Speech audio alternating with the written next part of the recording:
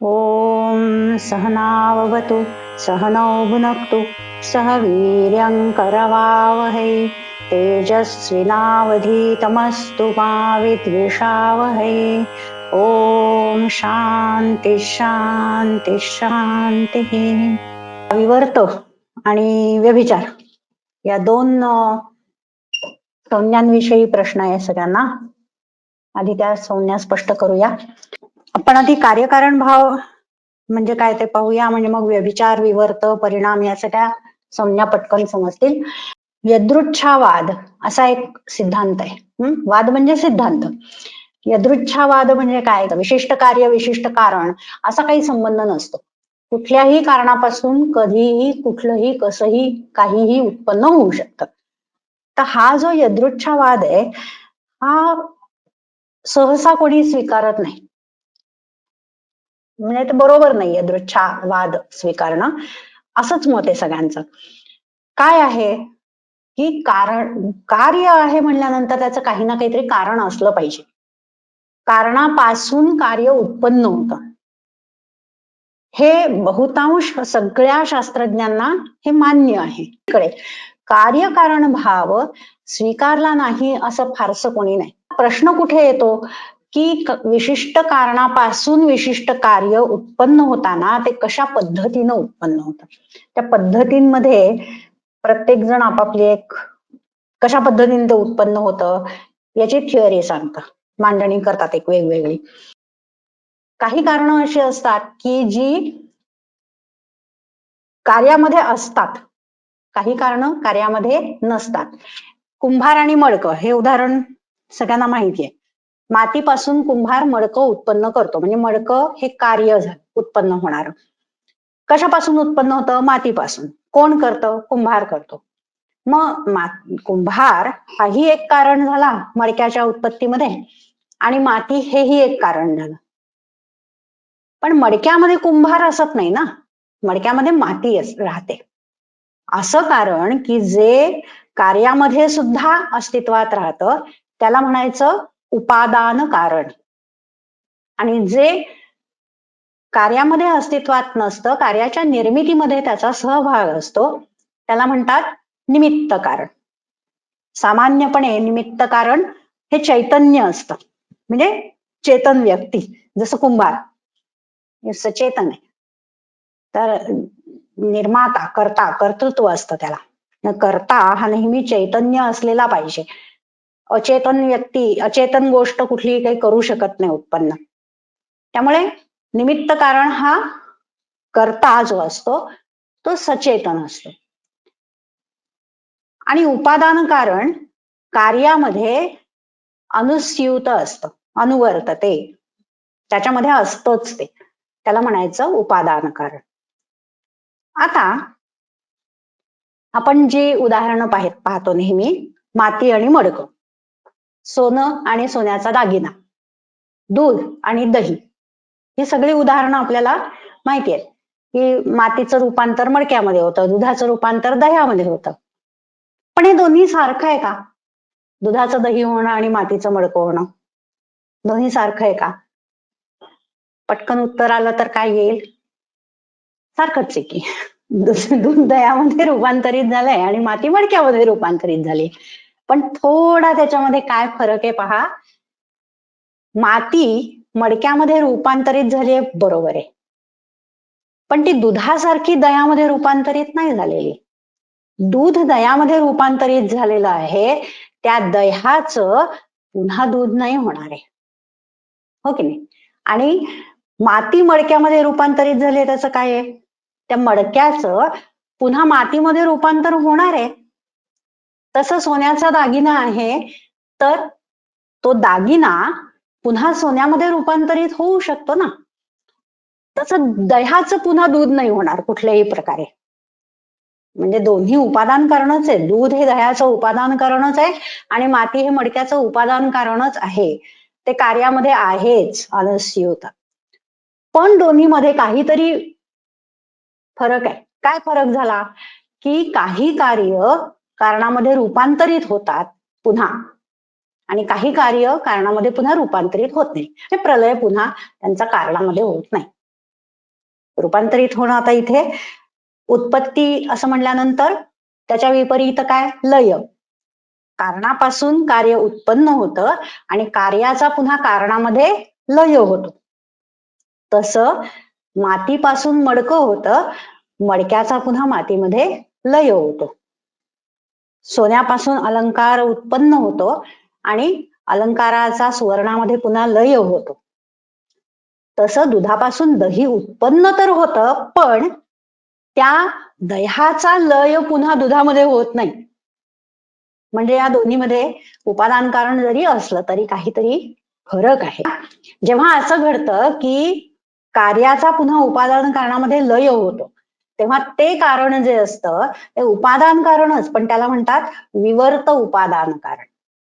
आणि जेव्हा कार्याचा कारणामध्ये लय होत नाही, त्या कारणाला म्हणतात परिणामी उपादान कारण. दोन्ही मधला फरक लक्षात आला ना? विवर्त उपादान म्हणजे काय?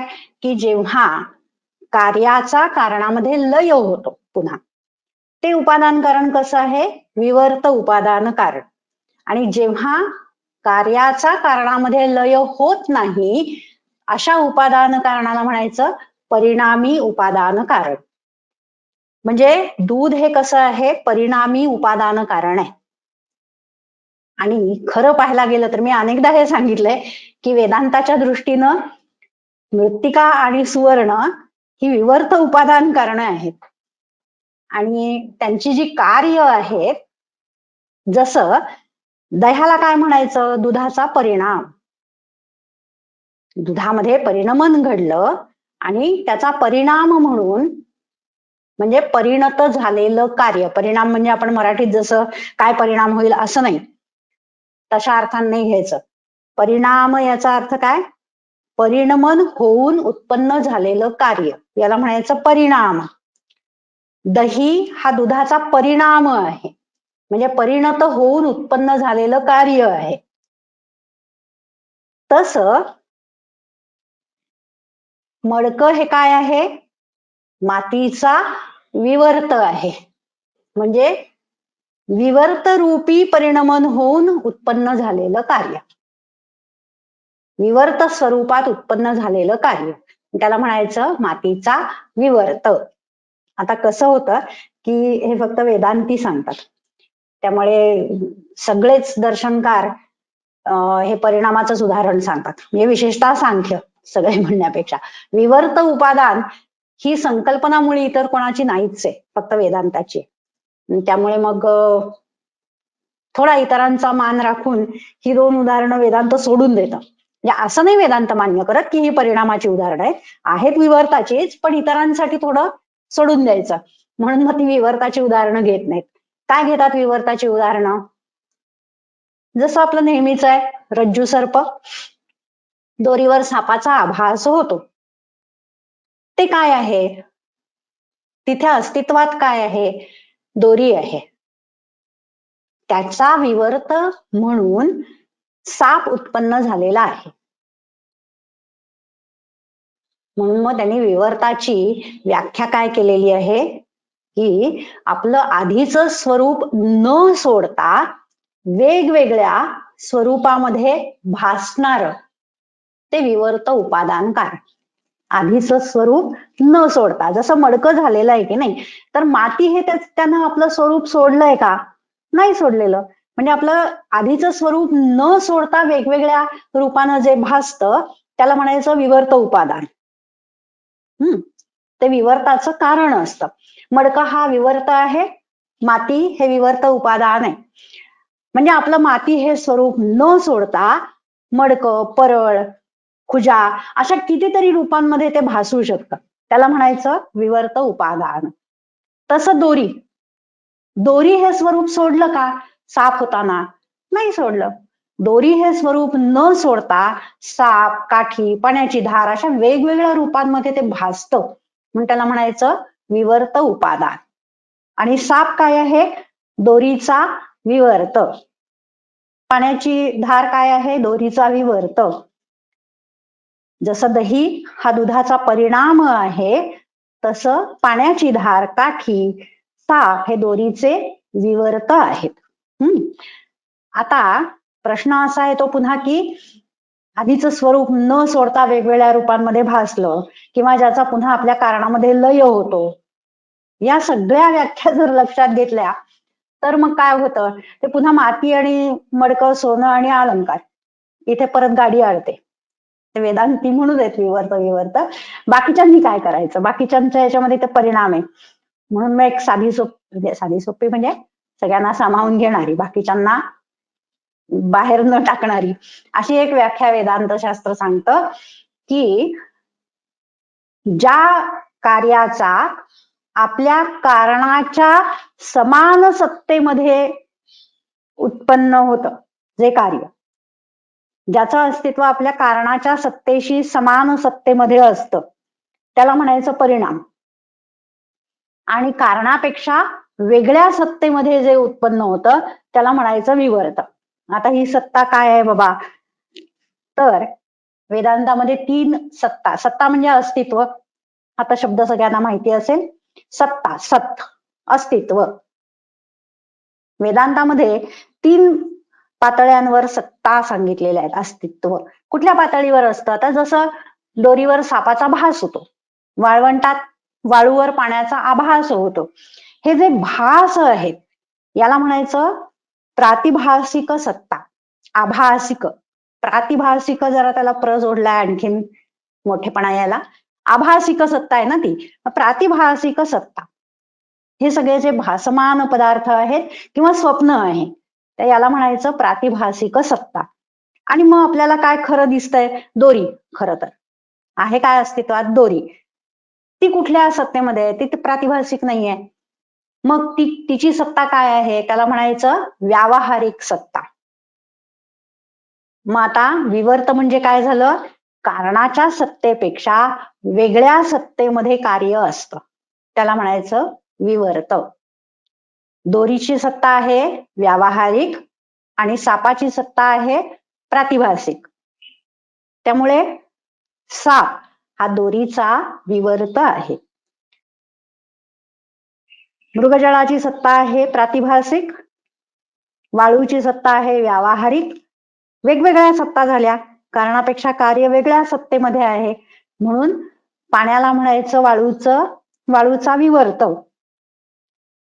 आणि ब्रह्म हे जे आहे ते काय आहे, ती पारमार्थिक सत्ता आहे. पारमार्थिक म्हणजे वास्तव, वस्तुरूप.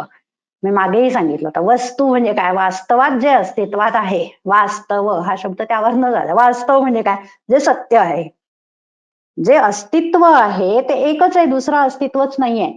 त्यामुळे पारमार्थिक सत्ता म्हणजे वस्तुरूप सत्ता ही कोणाची आहे, ते केवळ ब्रह्म आहे, दुसरं काही नाहीच आहे ना, दुसरं काही सत नाहीच आहे.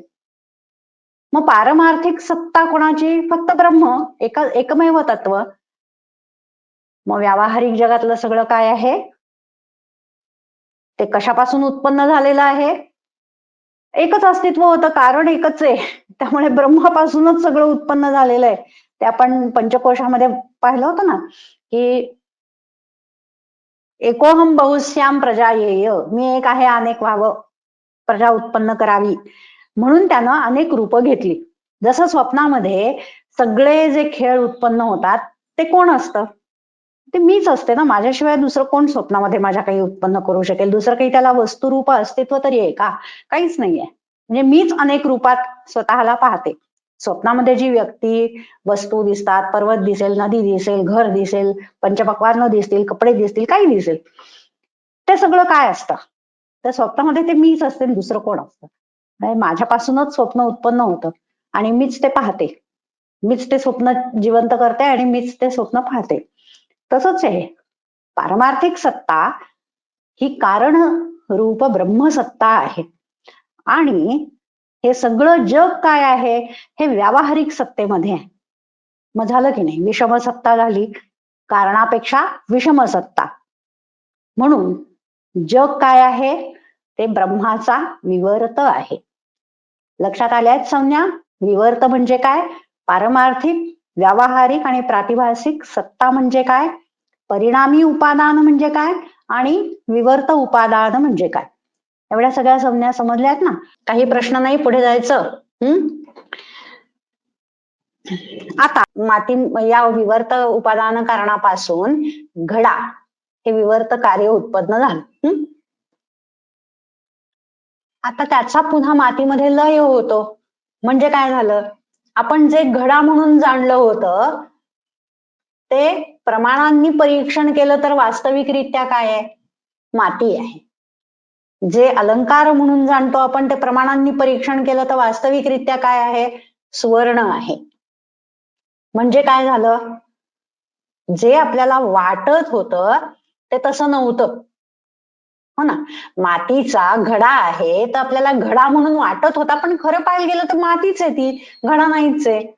जे वाटत होतं ते तसं नाहीच आहे, वेगळंच आहे काहीतरी. आपण व्यवहारात याच अर्थानं खरं तो शब्द वापरतो, पण मराठीमध्ये फार वाईट अर्थानं तो वापरला जातो. म्हणजे एकाच अर्थानं, रादर वाईट नाही, एकाच अर्थानं वापरला जातो. जसं मागे आपण शिकलो होतो, कुठला शब्द बरं? संभावित. तर तो उपहासात्मकच वापरला जातो मराठीत. मराठीत मूळ अर्थानं वापरलाच जात नाही. संभावना केली म्हणजे खरं तर प्रतिष्ठा केली असा वाच्यार्थ आहे. पण मराठीमध्ये तो लक्ष्यार्थ म्हणूनच लक्षार्थानच वापरला जातो. म्हणजे संभावना केली म्हणजे काय केलं? तर निंदा केली, अप्रतिष्ठा केली. हा उपहासात्मक अर्थच मराठीत रूढ आहे. तसं व्यभिचार या शब्दाचा मराठीमध्ये एकच अर्थ रूढ आहे. दुसरा अर्थ, दुसरे सगळे अर्थ त्याचे हरवूनच गेलेले आहेत. एकाच गोष्टीसाठी तो लागू करतात. एखादी गोष्ट नेहमी सातत्यानं बरोबर असली की मग त्याला म्हणतात सहचारी. पण ते एका ठिकाणी नेहमी नाही दिसलं मग त्याला म्हणतात व्यभिचार. असं खरं तर अर्थ आहे. ते कोणाला म्हणतात? एखादा पती पत्नी आहेत समजा, तर पती दुसऱ्याच कुठल्या तरी बाईकडे जायला लागला म्हणजे म्हणतात की तो व्यभिचारी आहे. तसं बाईला म्हणतात, दुसऱ्याच कोणाशी तरी लफडं करत असते की व्यभिचारिणी स्त्री आहे. ते एकाच अर्थानं मराठीमध्ये रूढ आहे. हा शब्द तर सगळ्यांना माहिती असेल. तर व्यभिचार याचा अर्थ काय होतो? की एका ठिकाणी अस्तित्व किंवा एक निश्चिती असत नाही, त्याला म्हणतात व्यभिचार. हा वस्तूचा धर्म आहे. जसं निळा रंग हा कमळाचा धर्म आहे, लाल रंग हा जास्वंदीच्या फुलाचा धर्म आहे, गुणधर्म. तसं व्यभिचार हा वस्तूचा धर्म आहे. काही वस्तू सहचारी असतात, काही व्यभिचारी असतात. म्हणजे आता उदाहरण द्यायचं झालं तर तुम्हाला बहिणाबाईंची कविता माहिती की नाही? मनाच्या वर तिनं लिहिलंय असं, त्याले जरा नाही ठाय की आता होतं भुईवर गेलं गेलं आभाळात. तर काय झालं की एका ठिकाणी एक निश्चिती नसते त्याची. आत्ता इथं होतं, कुठेतरी दुसरीकडेच गेलं. म्हणजे काय केलं त्यानं? व्यभिचार केला. ते व्यभिचारी आहे. व्यभिचारी मन, मन नेहमी व्यभिचारी असतं. दुसरं उदाहरण द्यायचं झालं तर इलेक्ट्रॉन. सगळ्यात जास्त व्यभिचारी मनाच्या खालोखाल इलेक्ट्रॉन असतं. एका ठिकाणी मुळे राहायचंच नाही. एका ठिकाणी राहायचं नाही म्हणजे एका याच्यात राहत नाही असं नाही. आउटर काय त्याला म्हणतात? सर्कल, काय सगळ्यात बाहेरचं ऑर्बिट जे असतं त्याच्यामधला जो इलेक्ट्रॉन असतो तो त्या मूलद्रव्यामध्ये पण राहत नाही. तो ते ऑर्बिट सोडून दुसऱ्या द्रव्यांमध्ये पण जाऊ शकतो. इतका तो व्यभिचारी आहे. एका ठिकाणी राहणं नाही, एक स्वरूप निश्चित करून राहणं नाही, त्याला म्हणतात व्यभिचार. अनिश्चितता म्हणजे व्यभिचार. एकत्र स्थिती न राहणं, अनिश्चित स्वरूप असणं, अनियमित, अशाश्वत, हे व्यभिचाराचे अर्थ आहे. आणि हा अशाश्वतपणा ज्याच्यामध्ये असतो त्याला म्हणायचं व्यभिचारी. आता मातीपासून घडा उत्पन्न झाला आणि प्रमाणांनी परीक्षण केलं तर काय कळतं शेवटी? ती माती आहे. म्हणजे काय झालं? घड्याचा व्यभिचार झाला. जो घडा म्हणून आपल्याला कळला होता ते तसं न राहता ते मातीच झालं शेवटी. माती आहे असंच ठरलं. म्हणजे घड्याचा व्यभिचार झाला. घडा व्यभिचारी आहे. जे जे म्हणून कार्य उत्पन्न होतं, जो जो विवर्त असतो तो व्यभिचारी असतो. विकारो ही सहा, सहा व्यभिचरती. जे जे म्हणून विकार कार्य म्हणून उत्पन्न होतं त्याचा त्याचा व्यभिचार होतो. कारण ते विवर्तच असतं. कार्य हे नेहमी कारण स्वरूपच असतं. जितकं म्हणून प्रमाणांनी परीक्षण करावं तितकं प्रत्येक कार्य हे कारण स्वरूपच असतं. कारण ही अत्यंत व्यापक गोष्ट असते, सगळ्या कार्यांना व्यापून राहणारी, आणि प्रत्येक कार्य कारण स्वरूपच असतं. त्यामुळे कार्याचा नेहमी व्यभिचार होतो. विकारो व्यभिचाराती. म्हणून सगळं जग कसं आहे, ते व्यभिचारी आहे. त्याचा व्यभिचार होतो. आत्ता एक म्हणून निश्चित केलं तर ते तसं नसतं, दुसरंच काहीतरी असतं, वेगळंच काहीतरी असतं. त्याला म्हणायचं व्यभिचार. हा जो विवर्त आहे, तो विवर्त त्याचं कारण जे आहे, आता हा कशामुळे बाबा आपल्याला दोरीवर साप भासतो, तर त्याचं कारण काय आहे? ते काय सापावर आहे का दोरीवर आहे का? दोरीमध्ये काही धर्म गुणधर्म आहेत म्हणून आपल्याला तो साप वाटतो असं आहे का? असं नाहीये ना. दोरीवर कुठे आहेत ते सापाचे काही गुणधर्म? दोरीवर नाहीच आहेत. मग त्या अंधारामध्ये, अर्धवट अंधारात अर्धवट उजेडामध्ये आहेत का ते गुणधर्म? तसंही नाहीये. मग कुठे आहे? त्याचं कारण काय आहे? ते माझ्या बुद्धीमध्ये आहे, हो की नाही? मला म्हणजे वेगवेगळ्या दोषांमुळे होतो अध्यास. कधी त्या दोरीमध्ये पण काही दोष असतील, कधी माझ्यामध्ये असतील, कधी माझ्या इंद्रियांमध्ये दोष असतील. वेगवेगळ्या कारणांनी होतो अध्यास. दोरीवरचा दोष काय आहे? तर ते सापासारखंच लांबलचक आहे एवढाच दोष आहे, बाकी काही दोष नाहीये. पण काय होतं, माझ्या बुद्धीमुळे त्या वस्तूवर मी इतर माझं जे आधी मी अनुभव घेतलेलं होतं ते ज्ञान आणून आरोपित करते. त्याला म्हणायचं अध्यास. जी वस्तू तशी नाही, पण माझ्या स्मृतीमध्ये तसं आहे म्हणून वेगळ्याच वस्तूवर मी वेगळीच स्मृती आणून ठेवलेली आहे. स्मृतीपेक्षा यात वेगळे पण कळतंय ना. स्मरण कशाचं झालेलं आहे मला? सापाचं. समोर काय आहे? दोरी. पण हे जे माझं स्मृतीरूप आहे ज्ञान, ते मी कोणावर ठेवलं? ते सापावर नाही ना ठेवलं. सापाविषयी मला स्मरण झालं तर समोर साप आहे म्हणून नाही झालेलं. माझ्या दोषामुळे काय झालं, मी दोरीवर मी माझ्या स्मरणातला साप आणून ठेवला, हो की नाही? याला म्हणायचं अध्यास. वेगळ्याच ठिकाणी वेगळ्या वस्तूचा आरोप, याला म्हणतात अध्यास. जसा दोरीवर सापाचा आपण अध्यास करतो. अयथार्थ ज्ञान, एक आधार लागतो त्याला. त्या आधारावर माझ्या बुद्धीनं मी वेगळ्याच वस्तूचा आभास उत्पन्न करते. दोरीचा साप हा विवर्त आहे आणि मी सापाचा दोरीवर अध्यास करते. थोड्या संज्ञा इकडच्या तिकडे, फक्त आधार वेगवेगळे लक्षात घ्या. कार्य काय? साप, तो दोरीचा विवर्त आहे. दोरी विवर्त उपादान कारण आहे, आणि मी काय करते?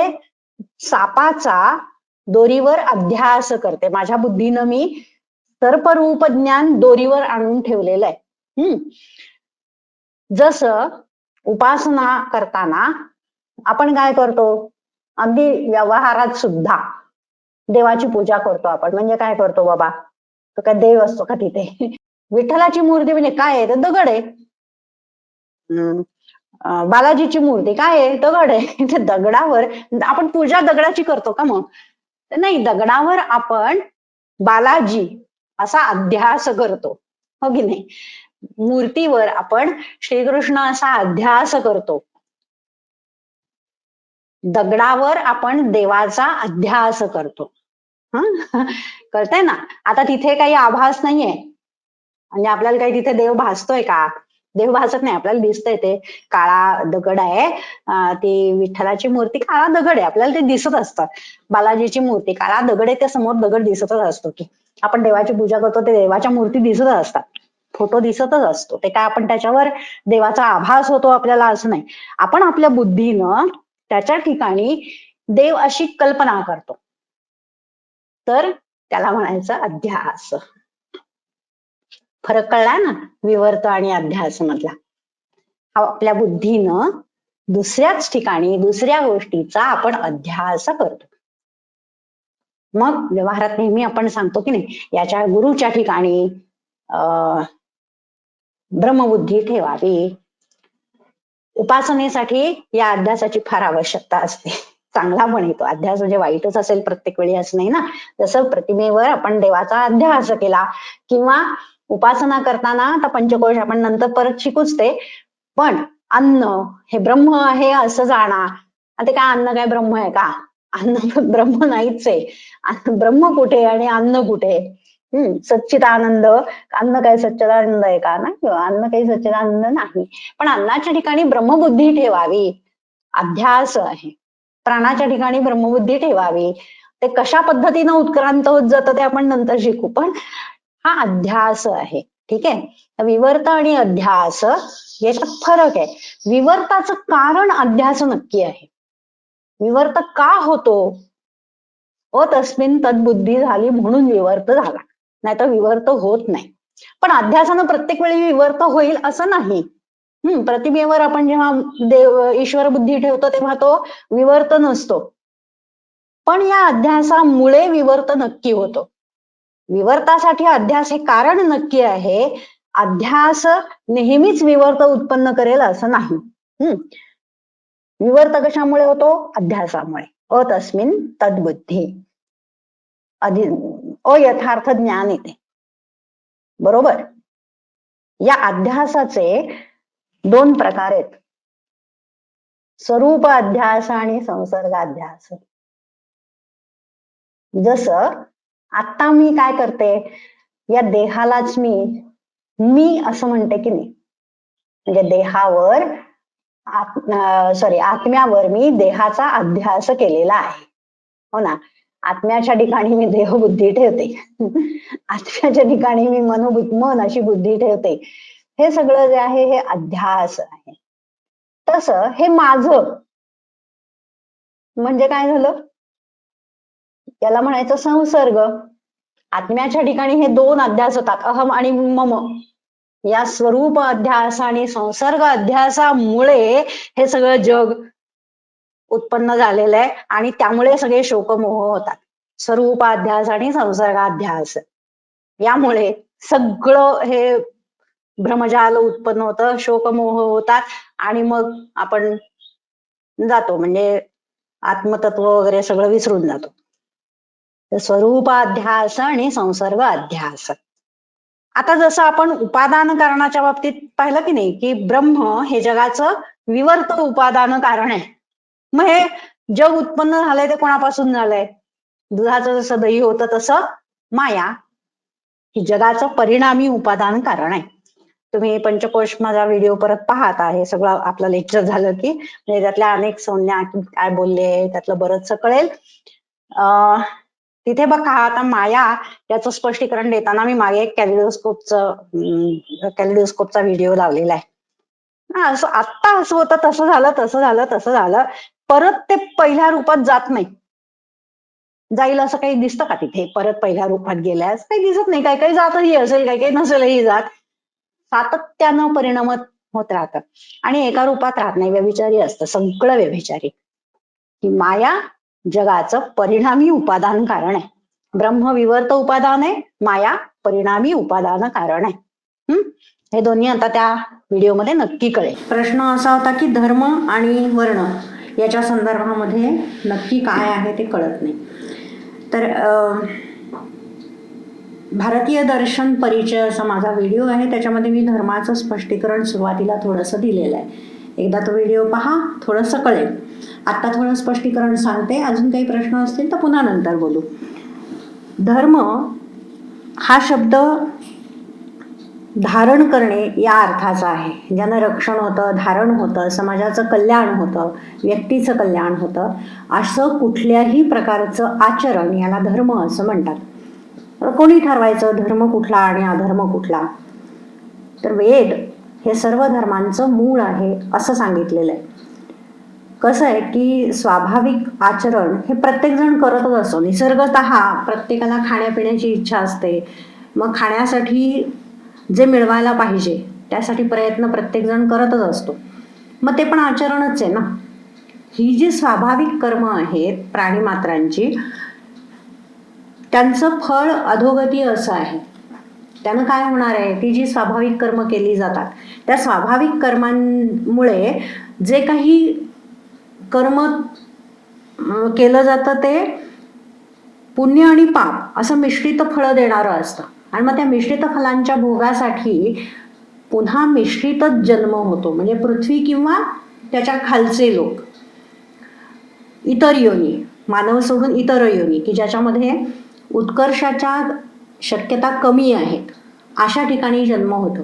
त्यामुळे ही जी सगळी स्वाभाविक कर्म आहेत ती अधोगती हेच फलं देणारी आहेत.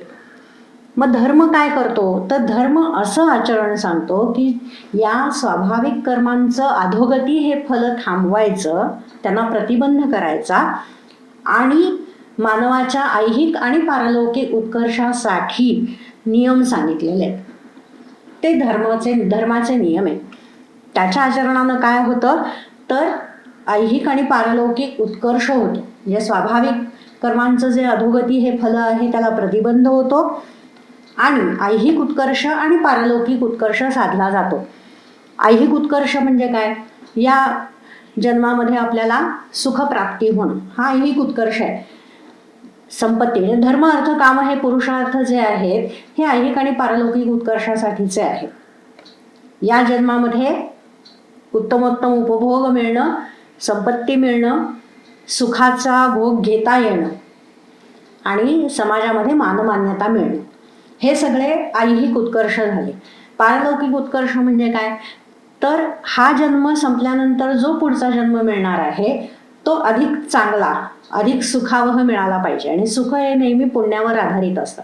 पुण्यामुळे सुख मिळतं, पापामुळे दुःख मिळतं. पापाचं फल दुःख हे असतं.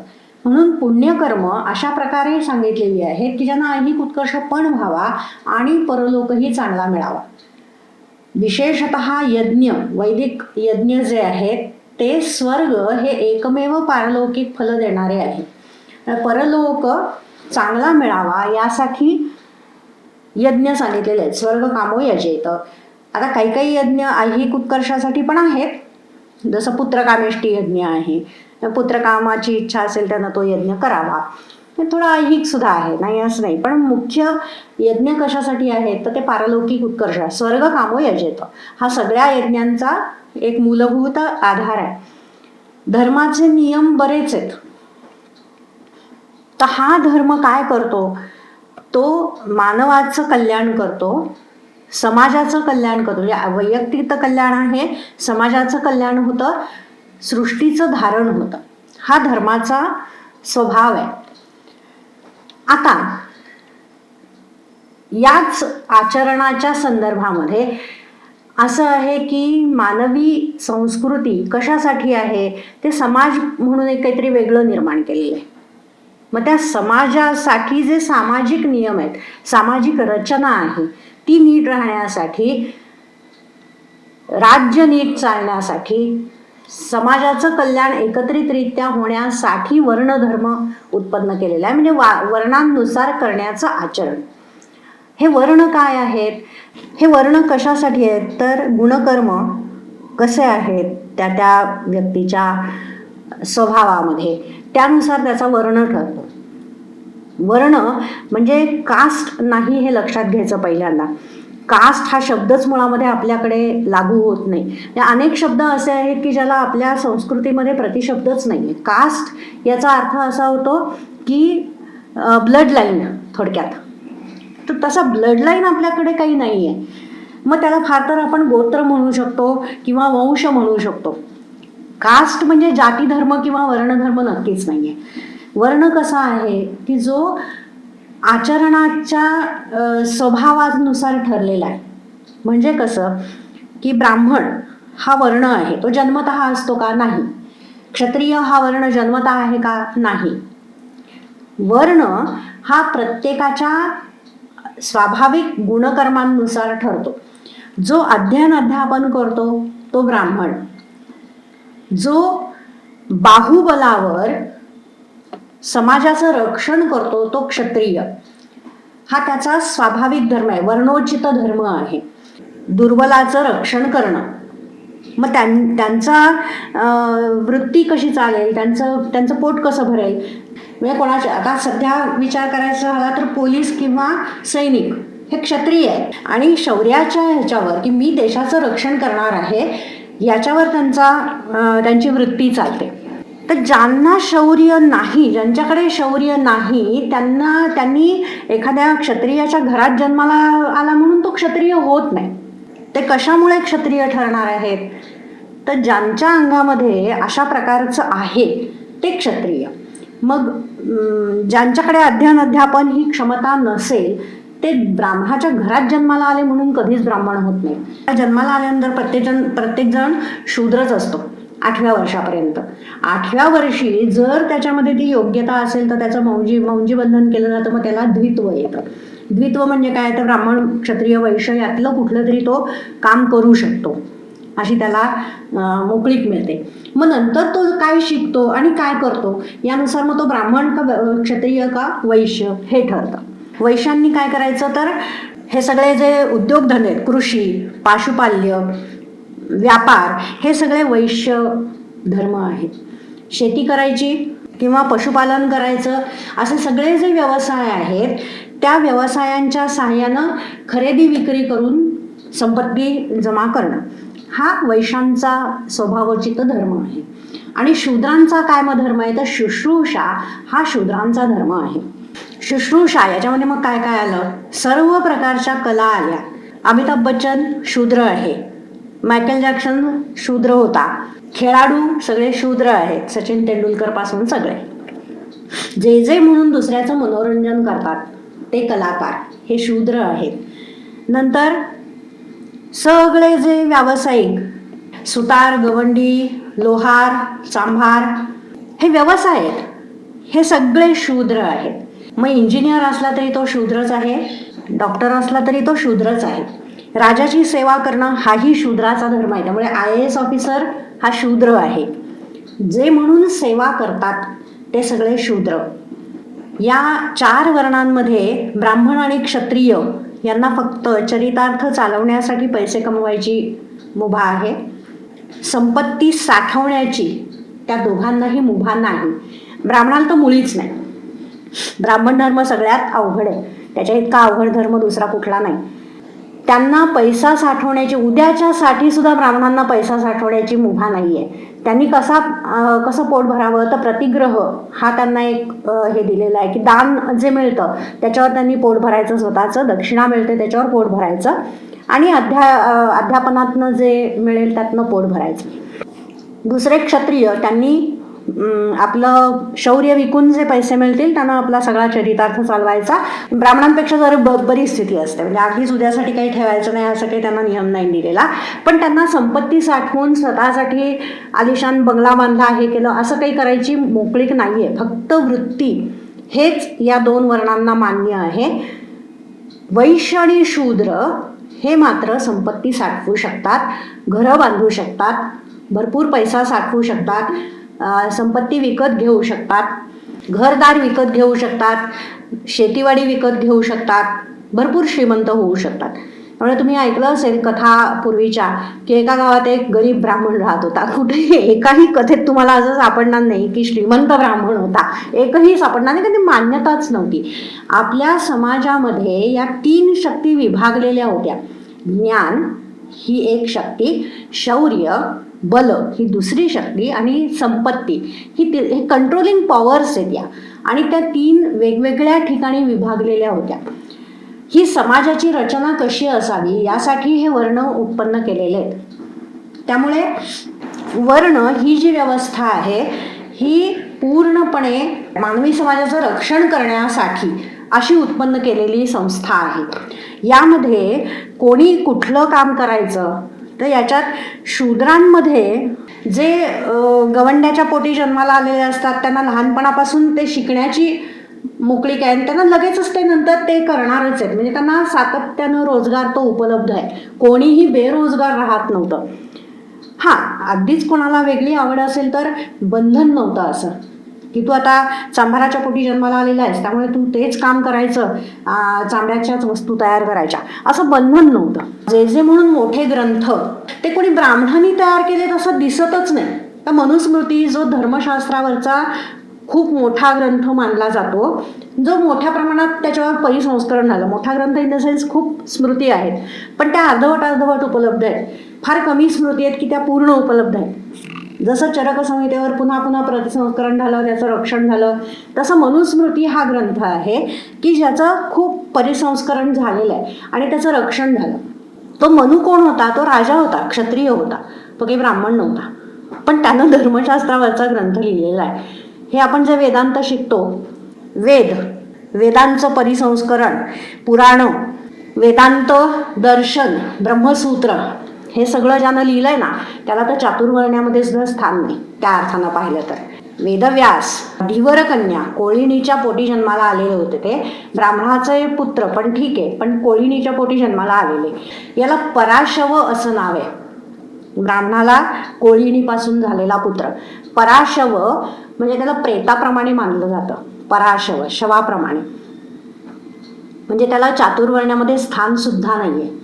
आणि आज कुठे आहे ते, म्हणजे काय त्यांची योग्यता आणि काय मान्यता आहे? वेदव्यासांइतकी मान्यता कोणालाच नाहीये, कोणालाच नाही. कितीही मोठा ब्राह्मण असू दे, नाही तर काही असू दे, कितीही ज्ञानी असू दे, वेदव्यासांइतकी मान्यता कोणालाही नाहीये. म्हणजे कुठलाच वर्ण किंवा काहीही यातलं असं रिजिड काहीही कधीच नव्हतं, कधीही नाही. सगळ्यांना आपल्याला जे करायचं असेल, जी योग्यता असेल आपल्यामध्ये, त्याचं परीक्षण करून योग्य ते स्वीकारण्याची मुभा होते. 8 वर्ष पहिली जन्माला आल्यानंतर ही मोकळीक असणार की तुम्ही निवडा की तुम्ही कोण आहात, काय व्हायचं आहे. त्यानुसार मग द्विज होऊन विद्याग्रहण करायचं आणि ब्राह्मण, वैश्य किंवा क्षत्रिय व्हायचं, किंवा मग शूद्र म्हणून वेगळे कामं शिकायची.